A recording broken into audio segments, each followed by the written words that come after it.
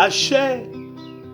Ashe, greetings, a grand rising, a grand day to you all once again, my fellow natural, native, earthly humans, and especially to you, my fellow oldest but goodies, because that's where it's all started. My fellow oldest but goodies, and now may I add my fellow truth enthusiasts. You know, one of my favorite and profound quotes is from the late former president of the Czech Republic. And a lot of you who used to listen to me in my other channel will oftentimes hear me use this quote. Yes, the former president of the Czech Republic, namely Václav Havel. And he said, and I quote, "Keep the company of those who seek the truth. But guess what? Run away. Run away from those who have found it," unquote. Yes, I said, seek the company. We should, what? Seek and keep the company of those who seek the truth. When people come and tell you they have the truth, they know the truth, and this is the truth. Be wary of them. That's why I share only my perspective. You don't know. Yes, you don't know that it is yours truly, I, the Mystic Philosopher, aka the Mystic P, along with, of course, my companion.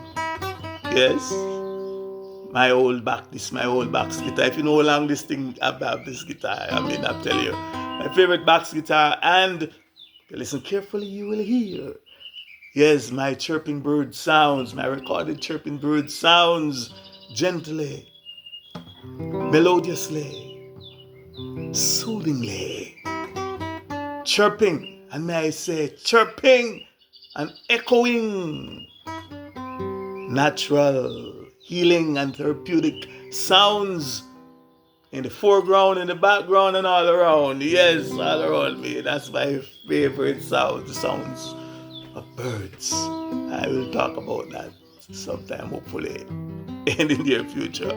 Why I love birds so much and their sound, the natural sound. Just playing the guitar. You can play an instrument and you just listen to these birds and you play along. So, in my last video upload to this channel, the Mystic P acoustically, and my last video titled Manifestations of the Planet's Curse, the Mystic P fourth wheel and come again video, because I'm wheeling and come again to find the groove so as to move ahead as recommended by you guys, or you guys. Yes, and my own. Yes. Yeah. And in response to some of your requests and suggestions that I continue sharing some of my own perspectives, my own thoughts, and knowledge gained from my own personal life experiences. I think you can strike me for that. Knowing them, they'll do anything anyhow. My own personal, I promised that if I am gifted with another day, and remember I explained that, gifted with another day, because it's not a guarantee. It may be a promise, but it's not a guarantee that you and I will see tomorrow. I see another day. So if I'm granted with another day, and one in which I continue to experience and full joy, good health. You can be seen another day, but you wish you were dead because you're in so much pain and agony that life can experience and enjoy life anymore. So when you're in good health, that's your true wealth. That's a subject for another time. I promise that I will begin to share with you some of the Mystic Philosopher's own perspectives, analysis, and interpretation of Desiderata, aka another perspective, analysis, and interpretation of Desiderata by yours truly, I, the Mystic Philosopher. I also ask, if you remember, I also asked you to go and please listen to, go on YouTube, find it, listen to, and read.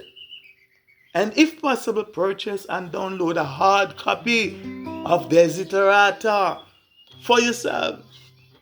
And practice, make it a habit to read it every day. Yes, read it daily. I recommend that. Try it, at least try it for a week, and if it doesn't work for you, then you know what to do. So I will begin sharing my perspective, analysis, and interpretation of Desiderata by asking a few questions. Yes, the following few questions, or I call them not just questions, but relevant questions. Question 1, to set the stage. What is Desiderata? Because some people are hearing this for the first time. Yes, the poem. What is Desiderata? They have never heard the word before. Desiderata is commonly known as a poem. It's commonly known as a poem. Or when most people, especially those from my era, people that are from a certain era, my era, they commonly call the baby boomers, or boomers. I don't like the term boomers, but we'll talk about that another time. But baby boomers, when they hear the word Desiderata, the first thing that comes to mind is the poem known as Desiderata, or the song, poem in song, Desiderata. You know what I'm talking about if you're my age, or possibly and older. Yeah.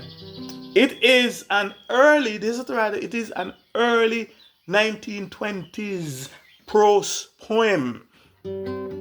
Yes, that was written by an American writer by the name of Max Ehrmann. Yes, and I will have more to say about Max Ehrmann shortly. Stay tuned. Now, question number 2. And what does the word Desiderata actually mean? Well, according to the online etymology dictionary, and for those of you who listen to me and know me, I always go to the dictionary, and not just the regular dictionary. Sometimes I go to the etymology dictionary because this is not my language. I can't even talk it or speak it. Anyway, let's not go there right now. According to the online etymology dictionary, which you can verify for yourself, Desiderata means, and I quote, things desired or desirable. Things desired or things desirable. That which is lacking or required. Another meaning. Something for which desire is felt. That desiderata. Something to long for. Unquote. In other words, desiderata is something that is really and truly needed, or if you prefer wanted, which is another word I stay away from. Yes, but something that is truly needed and wanted. That desiderata. The third question is, and what are some of the things that are most desired in our lives and in the world today? What are some of the things that you can think of? Well, from the Mystic Philosopher's perspective, there are the desire. Some of the things are the desire for knowledge, understanding, and overstanding. They are the desire for peace. They are the desire for equal rights. And they are the desire for justice. Yes. And from my Mystic Philosopher perspective, one of my desires is for retribution. So that way I see, but it's true. Because from my perspective, my Mystic Philosopher perspective, there cannot be any justice without retribution. That's what I see. Earlier, we'll talk about that some other time. And the desire for unity. These are some of the things that are needed. Desiderata. The desire for security. The desire for good health and wellness. The desire for respect. Oh man, I could speak on each of these as a separate topic. The desire for love, or that which is perceived, believe, and conceive as love. The desire for success. The desire for happiness. And you can name the rest. You can add to that list. I'll just give you some of the desires that I think the world truly needs today. Desiderata.